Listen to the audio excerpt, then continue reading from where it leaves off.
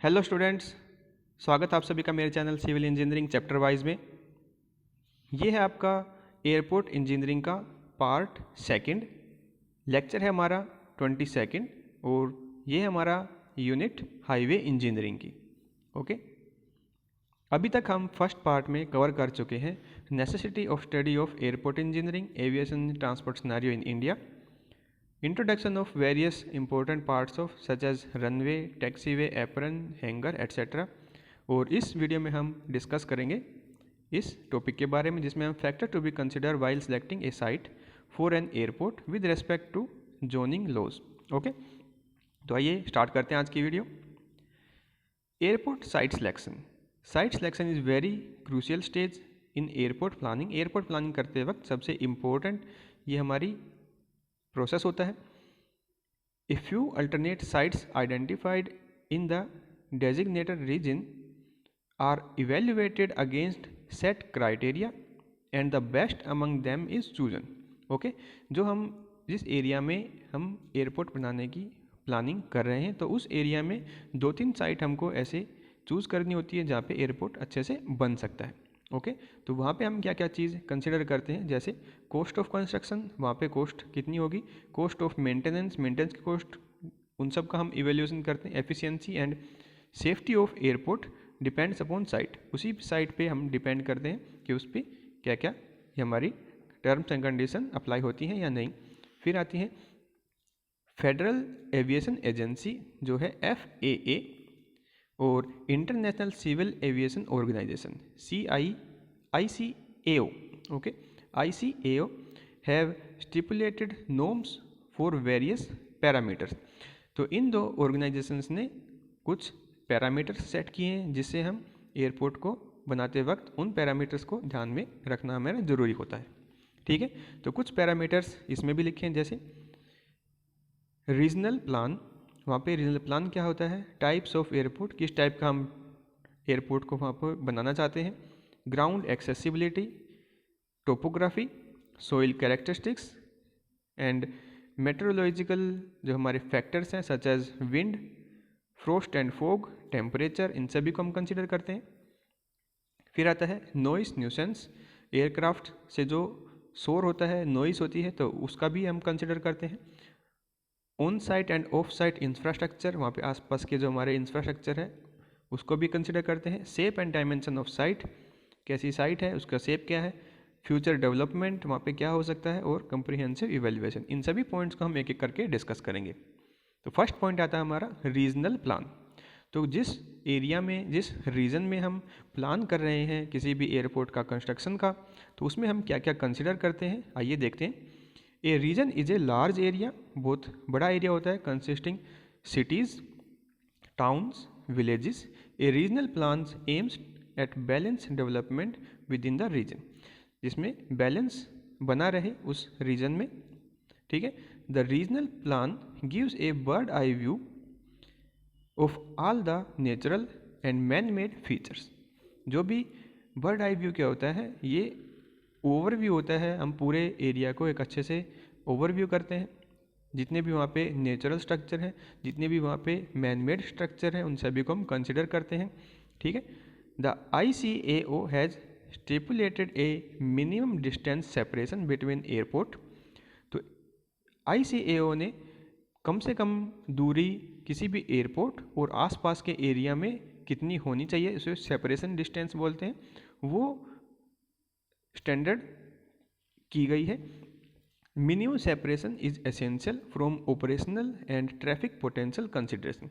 Okay, तो जो flight take off करती है या लैंडिंग करती है तो कम से कम आसपास का एरिया एयरपोर्ट से कितना दूर होना चाहिए, तो वो इसने मेंशन किया गया है। जैसे smaller airport under visibility flight rules, छोटे हमारे जो एयरपोर्ट होते हैं वो उसमें विजिबिलिटी रूल के अकॉर्डिंग 3 किलोमीटर का सेपरेशन ज़रूरी होता है। ठीक है, एयरपोर्ट से कम 3 किलोमीटर के एरिया के बाद ही कोई भी वहाँ पे रेजिडेंट वगैरह होगा। ठीक है, बिगर एयरपोर्ट जो बड़े एयरपोर्ट हैं उसमें कम से कम 6 मीटर के डिस्टेंस से होगा। Airport operating piston engine aircraft, okay, जिसमें हमारे एयरक्राफ्ट हैं पिस्टन इंजन के होते हैं, तो उसमें जो सेपरेशन गैप होगा वो 25 किलोमीटर्स का होगा। और एयरपोर्ट जहाँ पे जेट इंजन एयरक्राफ्ट यूज किया जाता है तो वो हमारा होगा 160 किलोमीटर्स। ठीक है, तो इतना इतना गैप्स उसमें स्पेसिफाई किया है एज पर ICAO। ठीक है, तो ये था हमारा रीजनल प्लान। फिर आता है types of airport. Types of airport में हमारे क्या क्या आता है, जैसे कमर्शियल एयरपोर्ट जहाँ पे पैसेंजर ट्रैवल करते हैं। फिर आता है डोमेस्टिक। डोमेस्टिक में यानी कि इंटरनेशनल फ़्लाइट्स वहाँ पे नहीं आती हैं। फिर इंटरनेशनल जहाँ पे इंटरनेशनल फ़्लाइट भी आती हैं, और एक डिफेंस। दोनों टाइप, इन सभी टाइप्स में अलग अलग कंस्ट्रक्शन प्रोसीजर अपनाया जाता है। जैसे इन case of airport for defence purpose, जो डिफेंस पर्पस के लिए हम एयरपोर्ट बनाएंगे तो वो हमारा ऐसा एरिया होगा जहाँ पे जो फ्लाइट टेक ऑफ या लैंडिंग करे तो वो किसी के नोटिस में ना आए। ठीक है, अननोटिस्ड इज परफेक्ट। ठीक है, चारों तरफ ग्रीन एरिया ज़्यादा होना चाहिए वहाँ पे। ठीक है, तो ऐसे ऐसे हमें कुछ प्रिकॉशन वगैरह वहाँ पे लेने पड़ते हैं, तो अलग अलग टाइप के एयरपोर्ट कंस्ट्रक्शन करते वक्त। तो ये था हमारा टाइप्स ऑफ एयरपोर्ट। फिर आता है ground accessibility. Location of A site should B such that it is easily accessible with different modes of like road, rail and water. ठीक है, तो जो हमारा एयरपोर्ट हो उसकी लोकेशन ऐसी हो ताकि वहाँ पे रोड से या फिर रेल से या फिर वाटर से हम इजीली पहुँच सकें। ठीक है, इजीली एक्सेसिबल हो। It is very important because airline passengers are concern about total time taken for journey between the origin and destination. ठीक है, तो जितने भी इसमें पैसेंजर ट्रैवल करते हैं तो उसको टोटल टाइम कितना हमारा ट्रैवलिंग में लग सकता है एक जगह से दूसरी जगह पे जाने में, तो उसको एस्टिमेट लग सके। ठीक है, तो ये सारी जो चीज़ें होती हैं ग्राउंड एक्सेसिबिलिटी में आती हैं। फिर आता है टोपोग्राफी। टोपोग्राफी क्या होता है, जो हमारा एरिया है वो कहाँ पे सिचुएटेड है, उसके आसपास का एरिया क्या है। It refers to a natural feature such as ground contour. Contours आपको पता है ये होते हैं जिससे हम किसी भी एरिया के एलिवेशन में डिफरेंस वो पता कर सकते हैं। ठीक है, through a map. Water bodies, वहाँ पे क्या क्या वाटर बॉडीज़ हैं, झीलें हैं, नदियाँ हैं, तालाब हैं, तो उन सभी को हम टोपोग्राफी में कंसिडर करते हैं। हिल लॉक्स, वहाँ पे पहाड़े हैं, और पेड़ पौधे जितने भी हैं, मैन मेड फीचर्स हैं, जितने भी हमारे बिल्डिंग्स हैं, उन सभी को हम इसमें कंसिडर करते हैं। Intensity and height of building, इन सभी को हम इसमें कंसिडर करते हैं। An elevated site is considered ideal for an airport then in plain and low lying site. ठीक है, जो एलिवेटेड साइड होती है यानी कि जो इसका एलिवेशन हमारे नॉर्मल ग्राउंड लेवल से थोड़ा हाई पॉइंट पे होता है, तो उसको हम जनरली आइडल मानते हैं किसी भी एयरपोर्ट के कंस्ट्रक्शन के लिए। ठीक है, क्यों मानते हैं, क्योंकि एडवांटेजेस ऑफ एलिवेटेड साइट, उसके फ़ायदे क्या क्या होते हैं, जैसे less obstruction in approaching and turning zone. जो भी अप्रोच और टर्निंग जोन होते हैं उसके लिए ऑब्स्ट्रक्शन कम से कम हो जाता है। इसके बारे में आगे बताएंगे अभी क्या होता है अप्रोच और टर्निंग जोन, दोनों क्या होते हैं। नेचुरल ड्रेन, अगर हमारा एयरपोर्ट का एलिवेशन ऊपर होगा तो ऑटोमेटिकली वो जिसको ड्रेनेज सिस्टम काफ़ी अच्छा होगा। यूनिफॉर्म विंड इंटेंसिटी, वहाँ पे विंड की जो इंटेंसिटी है वो काफ़ी अच्छी होती है और यूनिफॉर्म होती है। ठीक है, बेटर विजिबिलिटी, हाईएस्ट पॉइंट से जब हम नीचे आसपास देखते हैं तो उसकी विजिबिलिटी भी काफ़ी अच्छी होती है। ठीक है, तो टोपोग्राफी का फीचर ये होता है। अब आता है सॉइल कैरेक्टरिस्टिक्स, वहाँ की जो मिट्टी है उसकी भी स्टडी हमें करनी पड़ती है। सब सॉइल जो हमारी होती है वो सपोर्ट करती है जितने भी रनवे है और हमारा जो स्ट्रक्चर है एयरपोर्ट का, उन सबको सपोर्ट करके रखती है। A site with better soil characteristics is preferred, जहाँ पे सॉइल कैरेक्टरिस्टिक्स काफ़ी अच्छी हैं उसको हम प्रेफर करते हैं। Because it reduce the cost of grading, उससे हमारा जो कॉस्ट ऑफ ग्रेडिंग है वो कम हो जाता है। ड्रेनेज का कॉस्ट है, कंस्ट्रक्शन का कॉस्ट है और मेंटेनेंस का कॉस्ट है, वो सब हमारा कम हो जाता है। ठीक है, soil containing reasonable composition of previous material like gravels, sand with a suitable natural binder is considered desirable। जिस मिट्टी में ग्रेवल्स, सैंड्स और नेचुरल बाइंडर्स होते हैं उनको हम आइडल कंसिडर करते हैं। ए साइट विद एक्सपेंसिव सॉइल, जिसमें एक्सपेंसिव सॉइल हो यानी कि जो एक्सपेंड हो, तो वो हम मिट्टी को अवॉइड करते हैं, ठीक है, अनसूटेबल होती है, जैसे कि क्ले, ठीक है, क्ले है या फिर ब्लैक कॉटन सॉइल है तो उसको हम जनरली अवॉइड करते हैं उस एरिया को। फिर आता है हमारा मेट्रोलॉजिकल फैक्टर्स, जैसे कि हमारा हवा है, ठीक है। Metrology is a science of atmosphere and it's phenomena, ये साइंस है हमारी एटमॉस्फेयर की और उसके फिनोमिना की। It concern with the direction, duration and intensity of prevailing of wind, frost, frog and temperature. तो वहाँ पे कितनी हवा चलती है, कितना फ्रोस्ट, कितना फोग, कितना टेम्परेचर वहाँ पे एरिया में होता है, तो उन सभी को हम कंसिडर करते हैं अंडर मेट्रोलॉजिकल फैक्टर्स में, ठीक है। Air transport is highly susceptible to meteorological factor, therefore any propose site should be carefully evaluated against wind, frost, fog and temperature.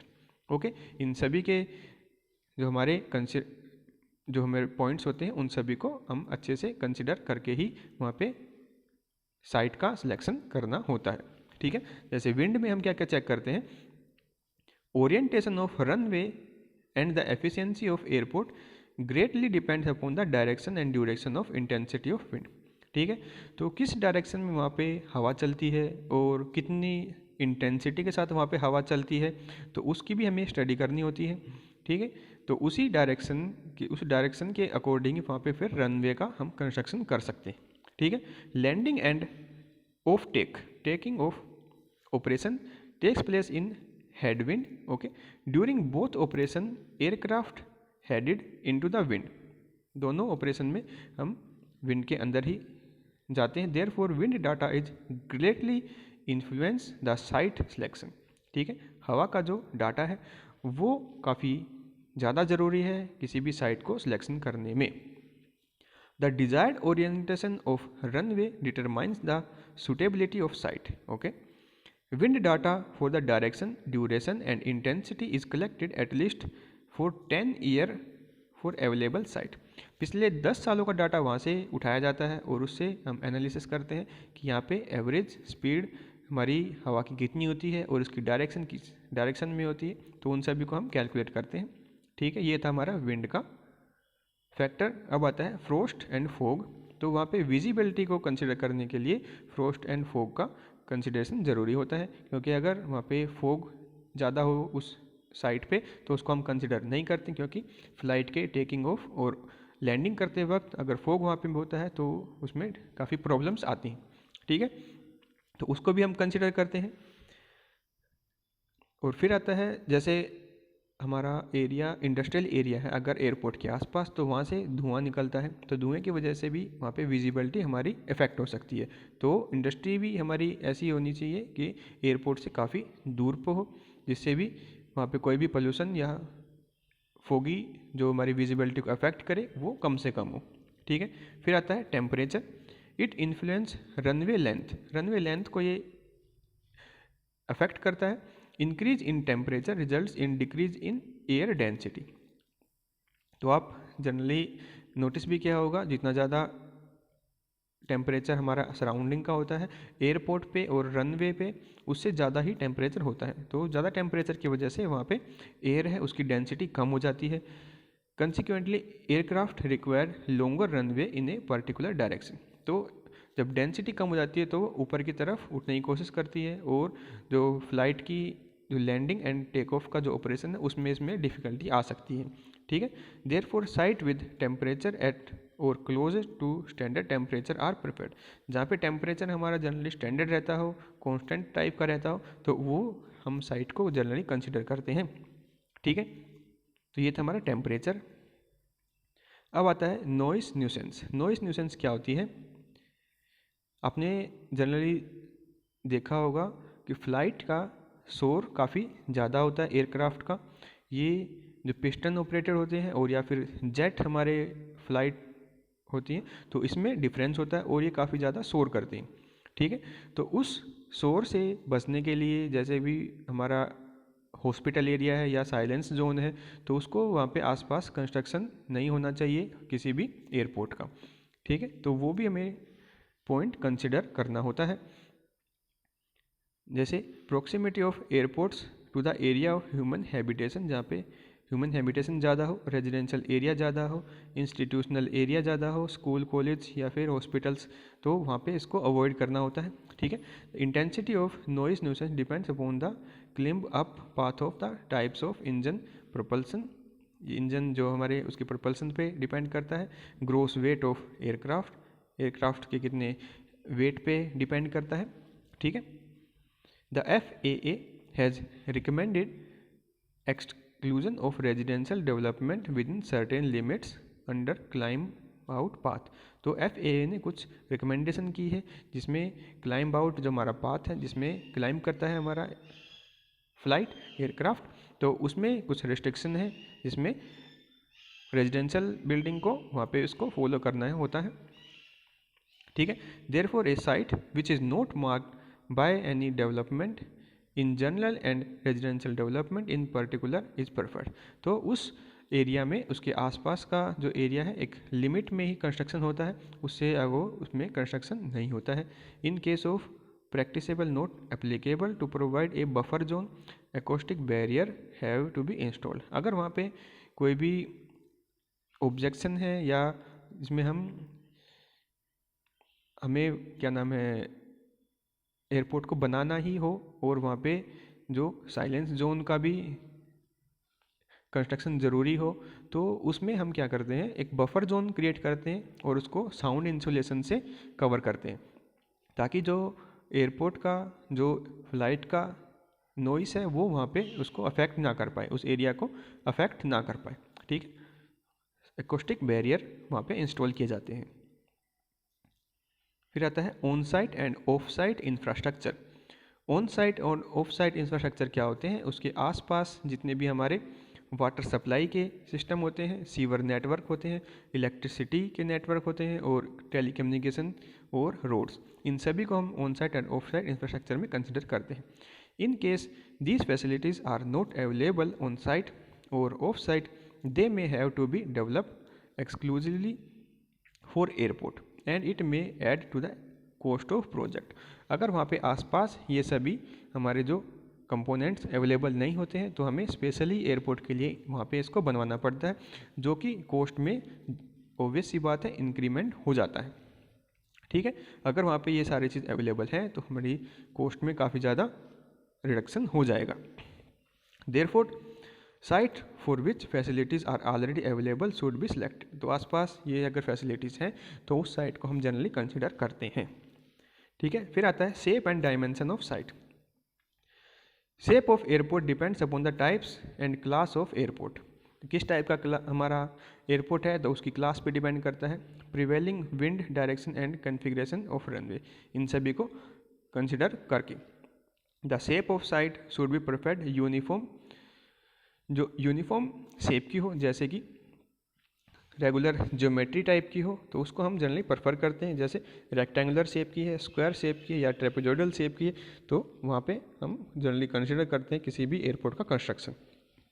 Site with odd dimension may not be suitable, जिसमें odd dimensions होते हैं site पे तो उसको हम generally consider नहीं करते। फिर आती है scope of future expansion. Future expansion का मतलब क्या है, ट्रैफिक डेंसिटी को देखते हुए तो हम जो हमारा एयरपोर्ट है उसको भी आगे फर्दर डेवलपमेंट कर सकते हैं, उसको एक्सटेंशन कर सकते हैं, उसको एक्सपेंड कर सकते हैं हमारे एरिया को, तो उसको भी हमें पॉइंट को कंसिडर करना होता है। Area of the site selection for the location of an airport should be more than that of stipulated bye ICAO। ICAO ने जितना एयरपोर्ट का एरिया बताया गया, रिकमेंड किया गया है किसी भी टाइप के एयरपोर्ट के लिए, तो उससे जनरली हम एरिया को ज़्यादा ही कंसिडर करते हैं। It should be adequate not only to meet present demand, जो हमारी प्रेजेंट डिमांड है उसको ही पूरा ना करे, but also for future requirement. आगे चल के जो हमारी रिक्वायरमेंट होगी उसको भी ये पूरा कर सके, तो उसको भी हम कंसिडर करके चलते हैं। ठीक है, जैसा कि हम अगर फ्यूचर में उसकी जो ट्रैफिक की इंटेंसिटी वो बढ़ जाती है तो रनवे हमें और ज़्यादा बढ़ाने होंगे, एप्रन्स को और बढ़ाना पड़ेगा, टर्मिनल्स जो बिल्डिंग है उनको भी बढ़ाना पड़ेगा, व्हीकुलर जो हमारा ट्रैफिक है वो बढ़ेगा, उसके लिए पार्किंग का एरिया हमें और ज़्यादा चाहिए होगा, तो वो हमारा एरिया ज़्यादा ही होना चाहिए। ताकि फ्यूचर में अगर हमें एक्सपेंड करना हो हमारे एयरपोर्ट एरिया को तो हम इजीली वहाँ पे कर सकें। ठीक है। फिर है कंप्रीहेंसिव इवैल्यूएशन। कंप्रीहेंसिव इवैल्यूएशन में क्या आता है, साइट को कंस्ट्रक्शन करने से पहले जो एयरपोर्ट का कंस्ट्रक्शन करेंगे तो एक अल्टरनेट साइट का भी हम ऑप्शन बना के अपने पास रखते हैं। Alternate sites are examined against the aforesaid criteria. एक अलग साइट को भी हम साथ में लेके चलते हैं। A comparative analysis of alternate site is done with reference to economic viability. ठीक है। तो इसमें क्या बताया गया है, जिस साइट पे हम कंस्ट्रक्शन करना चाहते हैं उन सभी फैक्टर्स को हम वहाँ पे कंसिडर करते हैं और किसी अल्टरनेट साइट को भी वहाँ पे हम कंसिडर करते हैं। तो दोनों में जब डिफरेंस हमारा इकोनॉमी का अगर ज़्यादा आता है तब हम अपनी अल्टरनेट साइट पे कंस्ट्रक्शन शुरू करते हैं। ठीक है। अगर नहीं आता है तो अपनी प्रीवियस साइट पे ही हम कंस्ट्रक्शन शुरू कर सकते हैं। ए मल्टी क्राइटेरिया टेक्निक में भी अडेप्टेड। तो हम इसमें जो डिफरेंस करने की जो हमारी एबिलिटी है तो उसको हम अलग अलग क्राइटेरिया जो अभी हमने डिस्कस किए हैं इन सभी के बेसिस पे ही उसको हम डिफ्रेंशिएट करते हैं। ठीक है। फिर हम इकोनॉमी को चेक करते हैं कि किस में ज़्यादा पैसा लगता है और किस में कम पैसा लगता है।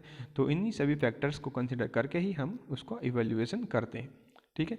Based on composite score the best site among alternate is chosen. तो दोनों में जो बेस्ट हमारी साइट होती है तो उसको हम चूज करते हैं।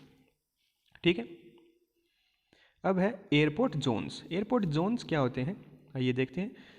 During landing and take off operations aircraft lose or gain altitude at a very slow pace, therefore it requires large clearance on both sides of climb out and landing path.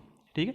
जब कोई भी aircraft land करता है या फिर take off करता है तो उसको काफ़ी बड़ा एरिया रिक्वायर होता है, ज़रूरी होता है, ताकि वो धीरे धीरे अपनी हाइट को ऊपर ले जाए या फिर हाई हाइट से धीरे धीरे वो नीचे आ जाए। ठीक है। तो उस एरिया को जनरली हम वैकेंट रखते हैं। ठीक है। और उस एरिया को हम जनरली जो एयरपोर्ट अथॉरिटी है वो परचेज नहीं कर सकती, उसको वो ओन नहीं कर सकती। ठीक है। This runs to about 15 kilometres from edge of runway. ठीक है। 15 किलोमीटर की डिस्टेंस सामने की तरफ और 15 किलोमीटर डिस्टेंस पीछे की तरफ रनवे के दोनों तरफ हमें ये इसकी ज़रूरत होती है। बट इतना हम खर्चा नहीं कर सकते। ठीक है। इम्पॉसिबल है किसी भी एयरपोर्ट के लिए। तो उसमें हम क्या करते हैं, जो एयरपोर्ट अथॉरिटी है उस एरिया में 15 किलोमीटर उसके आसपास के एरिया में कुछ रिस्ट्रिक्शंस लगाती हैं किसी भी कंस्ट्रक्शन पे। तो क्या क्या उसमें रिस्ट्रिक्शंस होते हैं, वो उस एरिया के अंदर में उसको एक जोन कैटेगरी में स्पेसिफाई किया गया है। तो वो क्या क्या होते हैं ये देखते हैं। 3 टाइप के उसमें जोन कंसिडर किए गए हैं, अप्रोच जोन, क्लियर जोन और टर्निंग जोन। ओके। तो देखते हैं क्या क्या है ये। फर्स्ट आता है हमारा अप्रोच जोन। अप्रोच जोन क्या होता है ये देखिए, यहाँ से आप समझेंगे। ये हमारा रनवे का एंड। ठीक है। रनवे का एंड। अब यहाँ से जब फ्लाइट टेक ऑफ करती है तो एक कोनिकल शेप में एक इंक्लाइंड शेप में ये ऊपर की तरफ उड़ती है। ठीक है। तो इसमें बिल्डिंग का जो, अगर इसके रास्ते में कोई बिल्डिंग आती है तो उसकी हाइट हमें ऐसी रखनी होती है ताकि वो हमारी फ्लाइट के रास्ते में ना आए। ठीक है। तो जैसे ये हमारी डिस्टेंस है 4.5 किलोमीटर्स। तो यहाँ तक की डिस्टेंस में जितने भी हमारे बिल्डिंग्स होगी तो उनकी हाइट हमारी अप्रोक्सीमेट 30 मीटर्स या उससे नीचे ही होंगी। ठीक है। 30 मीटर्स या उससे नीचे। ठीक है। फिर आगे हमारे 10.6 किलोमीटर तक जो हमारी मैक्सिमम हाइट हो सकती है वो 150 मीटर्स तक हो सके, इससे ज़्यादा वहाँ पे कंस्ट्रक्शन अलाउ नहीं होता। ठीक है। तो ये थे इसमें जो हमें हमारे रिस्ट्रिक्शंस हैं। अब देखते हैं इसमें टेक्निकल टर्म्स क्या क्या आती हैं। Approach zone. N approach zone is an area through which aircraft approaches और लीव्स एयरपोर्ट। जहाँ पे एयरक्राफ्ट आते हैं और छोड़ते हैं एयरपोर्ट को, तो उस जोन को बोलते हैं approach zone. It is climb out or landing path. ठीक है। In this zone aircraft lose or gain altitude at a very slow pace. जहाँ पे एल्टीट्यूड वो जल्दी से चेंज होता है उसका, नीचे भी आ सकता है और ऊपर भी जाता है हमारा एरोप्लेन। ठीक है। In this zone developments are considered objectionable, तो वहाँ पे किसी भी प्रकार का डेवलपमेंट ऑब्जेक्शनेबल होता है if they exceed permissible Heights. ठीक है, परमिसिबल हाइट्स वहाँ पे होती हैं, तो उससे अगर ऊपर किसी ने कंस्ट्रक्शन या डेवलपमेंट किया होता है तो उसको ऑब्जेक्शन में लाया जाता है। ठीक है, तो उसमें कुछ रिस्ट्रिक्शंस हैं, जैसे फर्स्ट है development up to 30 metre heights are permitted up to a distance of 4.5 kilometre. 4.5 kilometre तक की डिस्टेंस में जो मैक्सिमम हाइट हमारी होगी बिल्डिंग की वो 30 मीटर्स की हो सकती है। ठीक है, from the location and 60 metre away from the edges of runway. और एज है जो हमारा रनवे के साइड्स हैं, तो रनवे के साइड में हमारा 60 मीटर अवे तक ये अलाउ 30 मीटर तक की डिस्टेंस अलाउ होती है। ठीक है, अब है beyond 4.5 kilometres up to 10.5 kilometres, 10.5 kilometres तक की जो हमारी डिस्टेंस है वहाँ तक हमारी बिल्डिंग की हाइट हम बढ़ा सकते हैं। 7.5 metre for every 1.5 kilometre is permitted. हर एक 1.5 किलोमीटर के डिस्टेंस के दायरे में जब हम आगे चलेंगे रनवे से तो 7.5 मीटर की डिस्टेंस हम हाइट में इंक्रीज कर सकते हैं किसी भी बिल्डिंग में, तो ये इसमें परमिशन दी हुई है। विद इन 50 किलोमीटर्स, 15 किलोमीटर के दायरे में from the edge of runway, runway से any development exceeding a height of 150 metres is considered as an obstruction. ठीक है, जैसा हमने बताया था, तो 150 मीटर तक की डिस्टेंस की हाइट हम बना सकते हैं 15 किलोमीटर के दायरे में, इससे ज़्यादा वहाँ पे ऑब्जेक्शन क्रिएट कर देता है। ठीक है, ये है क्लियर जोन। नेक्स्ट जोन आता है हमारा क्लियर जोन। ये है रनवे, और रनवे के बाद ये जो हमारा एरिया होता है चारों तरफ, ये हमारा होता है क्लियर जोन। ठीक है, इसमें भी अब देखते हैं क्या क्या आएगा। Clear zone is the innermost portion of approach zone. सबसे पास वाला जो एरिया होता है हमारा अप्रोच जोन का टुवर्ड्स एयरपोर्ट, तो वो होता है हमारा clear zone. It is most critical path of an approach zone from the obstruction points of view. Obstruction point of view से सबसे क्रूशियल पार्ट होता है ये हमारा अप्रोच जोन का।